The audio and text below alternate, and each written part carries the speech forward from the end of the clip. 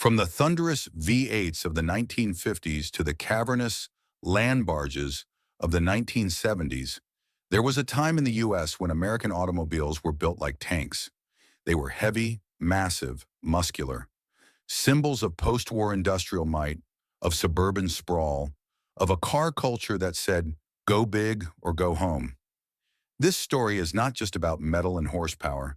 It's about a shifting society, a booming economy, and the physical embodiment of American confidence on wheels. In the decades following World War II, the automobile marketplace in the U.S. witnessed extraordinary growth. With rising incomes, cheap gasoline, expanding highways and suburban shopping malls, car makers responded by producing ever larger, ever heavier vehicles. According to the Encyclopedia Britannica, the standard American car increased steadily in size from the late 1940s through the early 1960s. These vehicles weren't sports cars or compact economy models. They were full-size sedans, coupes, and station wagons built on body-on-frame platforms with long hoods, wide stances, generous chrome trim, and enough steel to survive a battlefield. Many of these cars weighed upwards of 4,000 pounds when the average European or Japanese car weighed far less. Consider the Lincoln Continental Mark V, made between 1977 and 1979. At about 230.3 inches, 5,850 millimeters long, it remains among the longest mass-production passenger cars ever built in the U.S. Or think of the popular large sedans of the era, remarkably wide, impressively long, and heavy by today's standards. These tank-like proportions weren't incidental. Automakers and consumers embraced size for a variety of reasons. Large cars connoted status and success. They provided spacious interiors for families and luggage for long road trips. And they were capable of towing a boat or camper in the Saturday morning tradition of American leisure. Moreover, large V8 engines provided smooth, effortless acceleration and comfort cruising on divided highways. In many ways, these cars mirrored the military tanks of the day, bold, imposing machines built for dominance rather than efficiency.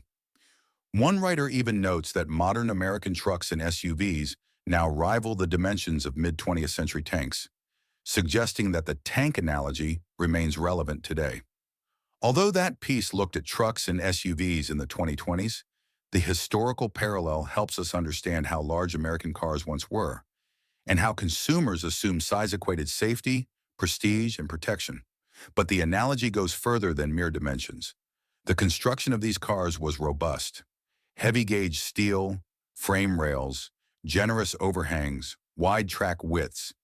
They all combined to give the driver a feeling of solidity, permanence, even invulnerability. Rust often became the enemy, but when well-maintained, those cars could endure decades of service. Indeed, many classic auto enthusiast forums still refer to certain models as built like tanks. For example, a list of American cars described as rides built like tanks includes large earlier sedans prized for longevity. Yet as we celebrate the boldness of this era, it's important to remember the context behind it. From the late 1960s and through the 1970s, the U.S. began to face new realities. Oil price shocks, stricter emissions and safety regulations, rising international competition, and changing tastes among younger buyers who favored smaller, more efficient vehicles. The so-called malaise era was looming. For those massive American land yachts, the era of privilege was nearing sunset. Because these cars, built like tanks, came with massive drawbacks: heavy fuel consumption, less agile handling, large turning radii, and high production costs. Some critics argued that relying on ever larger vehicles was unsustainable in a world where global oil crises could, and did, change everything. On one hand, we can say that the tank era of American cars is a celebration of industrial ambition, of the U.S. auto industry flexing its muscle. On the other hand, it's a cautionary tale of how size and excess can become liabilities when the economic and regulatory climate turns. For American consumers, the message gradually shifted. The future would belong to lighter, more efficient, more globally competitive vehicles. Indeed, by the late 1970s and into the 1980s and 1990s, many U.S. automakers embraced downsizing, front-wheel drive platforms, and fuel economy metrics once unthinkable in the tank decade.